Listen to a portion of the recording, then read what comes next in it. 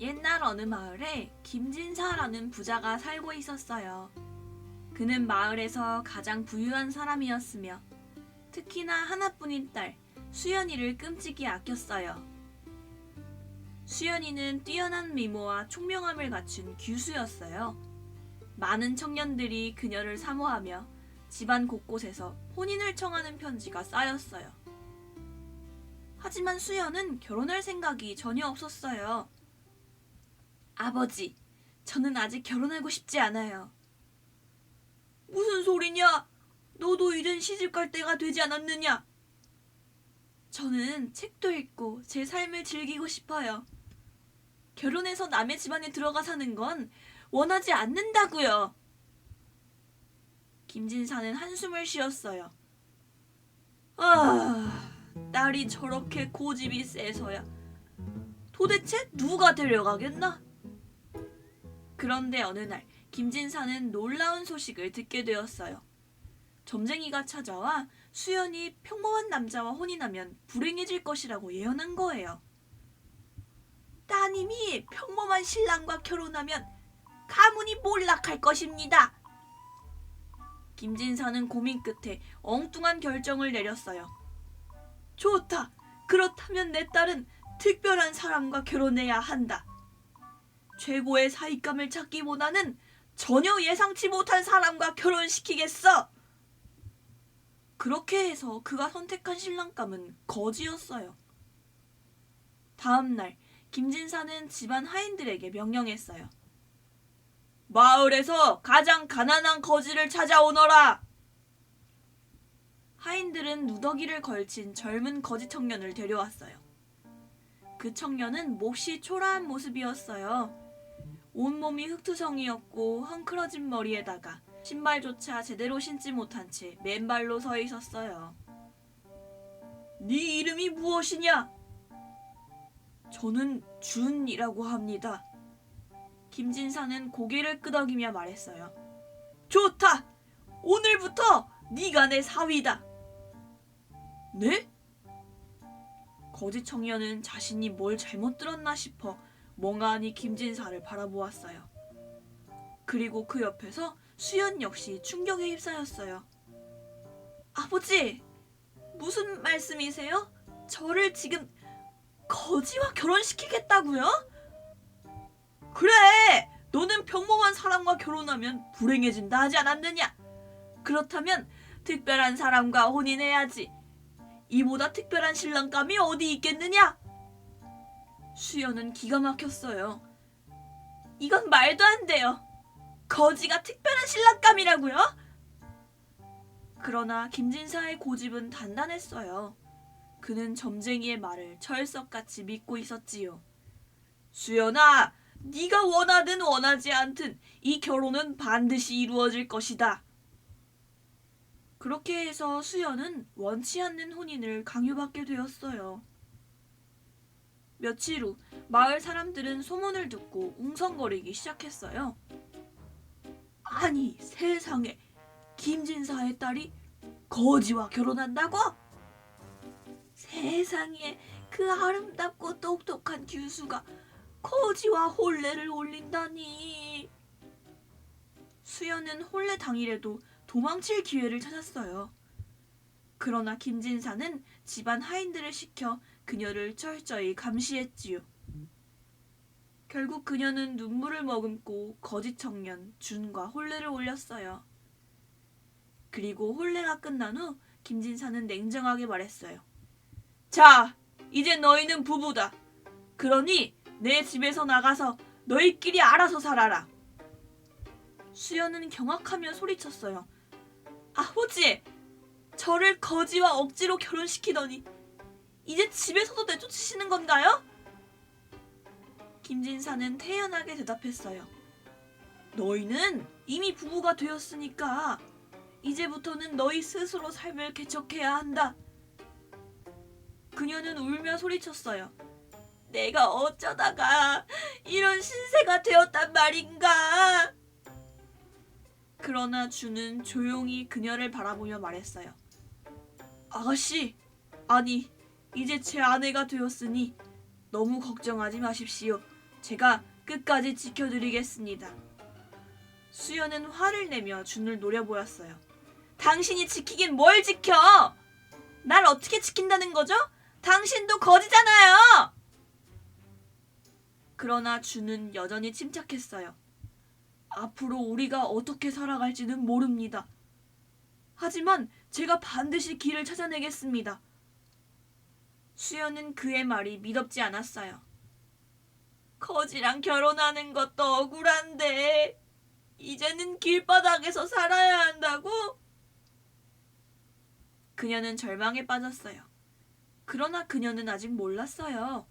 이 거지 남편이 평범한 사람이 아니라는 사실을요.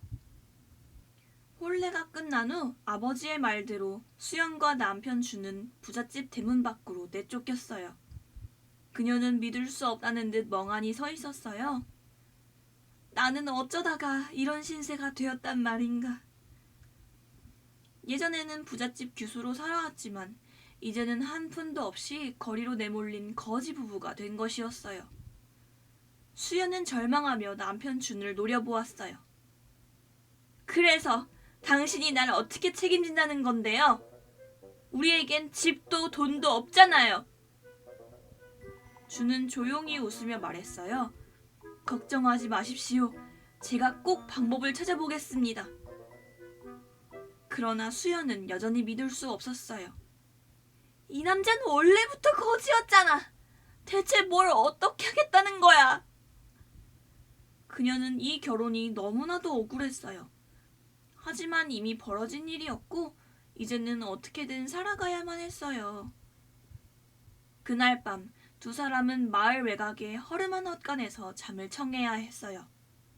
수연은 차가운 바닥과 지푸라기 위에서 잠드는 것이 너무 싫었어요. 나는 기와집에서 따뜻한 이불 속에서만 자던 사람이었는데. 춥진 않으십니까? 준이 조용히 묻자 수연은 짜증을 내며 대답했어요. 춥고 배고프고 모든 게 싫어요. 그 말을 들은 준은 조용히 일어나 헛간 밖으로 나갔어요. 수연은 어둠 속에서 그가 도망치는 건가 싶어 황급히 따라갔어요. 그런데 준은 마을 끝자락에 가서 자신이 원래 살던 거짓무리들과 음식을 나누고 있었어요. 그는 작은 빵 한 조각을 가져와 수연에게 내밀었어요. 많이 부족하지만 조금이라도 드시지요. 수연은 망설이다가 빵을 받아들었어요. 그녀는 정말 배가 고팠거든요. 하지만 먹으면서도 자신이 이런 신세가 되었다는 사실이 믿기지 않았어요. 나는 원래 이런 빵 한 조각으로 연명할 사람이 아니었는데. 그녀는 눈물을 삼키며 빵을 씹었어요. 며칠이 지나면서 두 사람은 거리에서 구걸을 해야 했어요. 수연은 사람들 앞에서 손을 내미는 것조차 수치스럽게 느껴졌어요. 이런 치욕을 당하느니 차라리 굶어 죽겠어요. 그러나 준은 여전히 밝은 표정으로 살아가고 있었어요. 그러던 어느 날 준은 폐가처럼 보이는 허름한 집을 발견했어요. 여기라면 지붕이 있으니 비가 오면 비를 피할 수 있겠어요. 수연은 한숨을 쉬며 그곳으로 들어갔어요. 하지만 그녀는 점점 준이 이상하다고 느끼기 시작했어요. 왜 이 사람은 이렇게 긍정적이지? 우리 형편이 어떤지 알면서. 그녀는 남편에게 물었어요. 당신은 왜 아무렇지도 않아요? 우리는 하루하루를 겨우 연명하고 있잖아요. 준은 조용히 미소를 지으며 대답했어요. 살아있는 한 희망은 있는 법입니다. 그리고 저는 아내가 힘들지 않도록 최선을 다할 것입니다. 그 말을 듣자 수연은 묘하게 마음이 흔들렸어요. 며칠 후 준은 일거리를 찾아보기 위해 장터로 돌아다녔어요. 그는 글을 읽을 줄 알았고 장사꾼들과 능숙하게 흥정을 하며 물건을 싸게 사기도 했어요. 그 모습을 본 한 상인이 물었어요.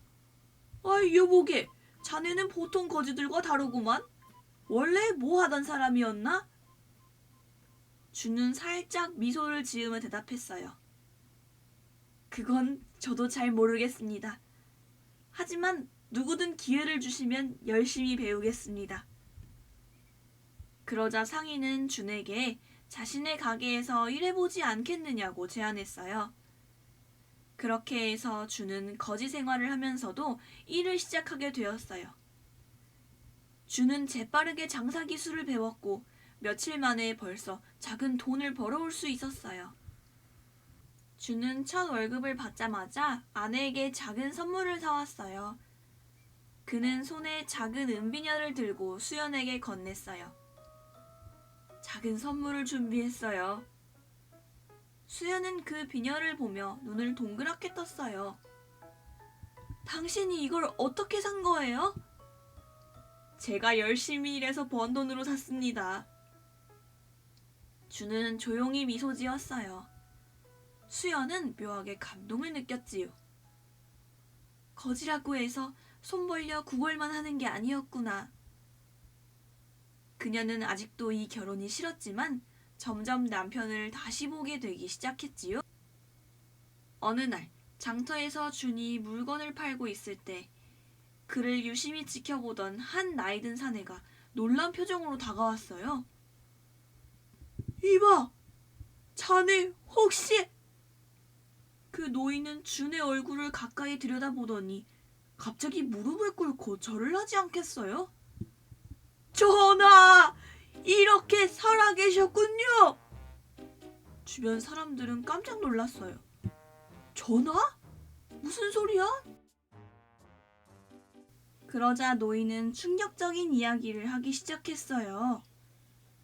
이분은 원래 왕족의 핏줄을 이어받은 분이셨습니다.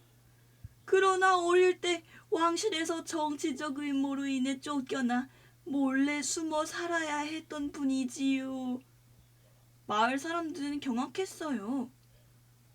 뭐라고? 저 사람이 왕족이라고?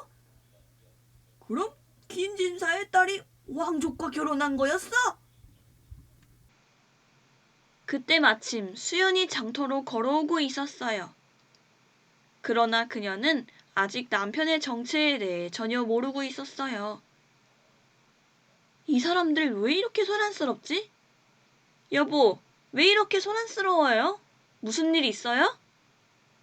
수연은 이상한 분위기를 느끼며 천천히 다가갔어요. 그 순간 노인이 그녀를 발견하고 깊이 고개를 숙이며 말했어요. 마마! 소첩 마마를 뵙습니다! 수연은 당황하며 물었어요. 마마? 저에게 하는 말씀이신가요? 노인은 눈물을 글썽이며 대답했어요. 마마께서는 이제 왕족의 부인이십니다. 마마의 남편, 즉 이분은 원래 왕의 후손이셨지요. 수연은 깜짝 놀라 준을 바라보았어요. 그러나 남편 준은 여전히 차분한 표정을 짓고 있었어요. 대체 이게 무슨 말이에요? 수연은 믿을 수 없다는 듯 남편을 바라보며 물었어요. 준은 깊은 한숨을 내쉬며 조용히 입을 열었어요. 아내에게는 진작 말하고 싶었지만 때를 기다려야 했습니다. 그는 마을 사람들과 수연 앞에서 자신의 정체를 밝히기 시작했어요. 나는 원래 왕족의 혈통을 이어받은 사람이었습니다.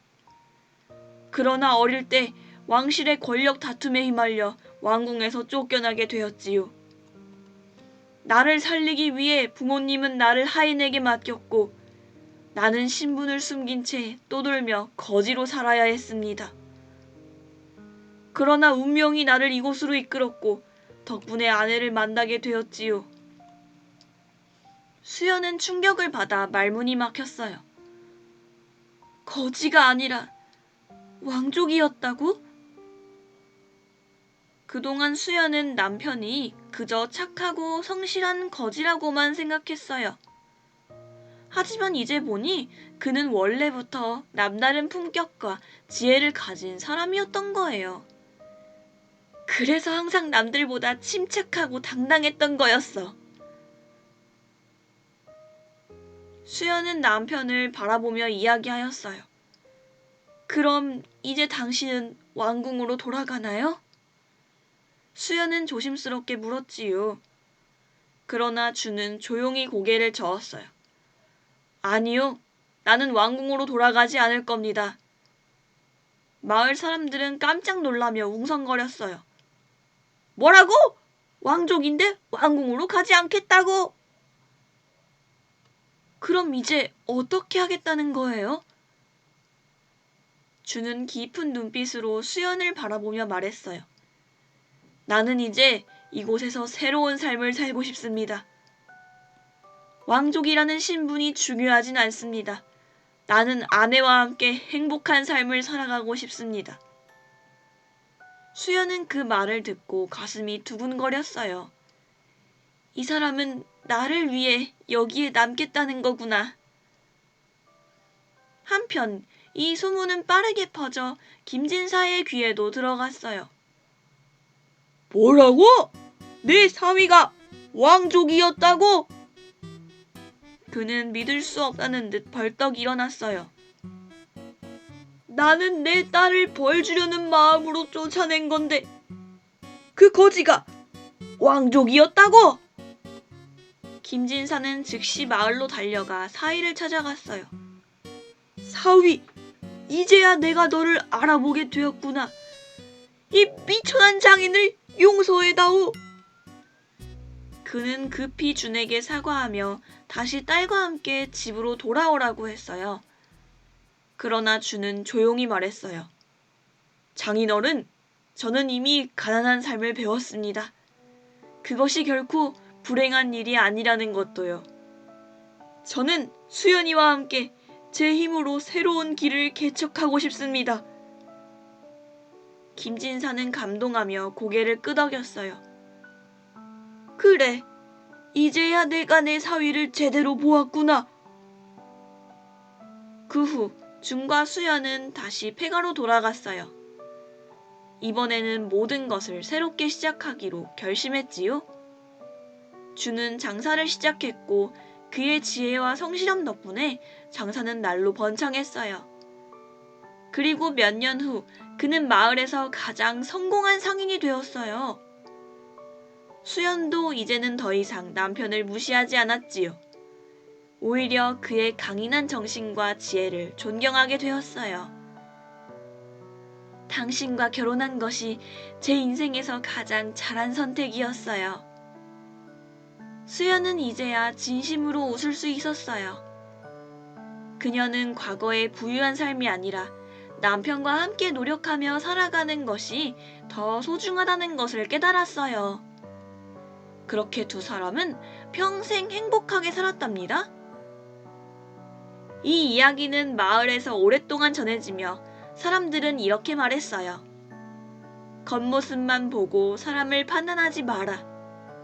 진정한 귀족은 금과 비단이 아니라 마음에서 품격을 지닌 사람이다.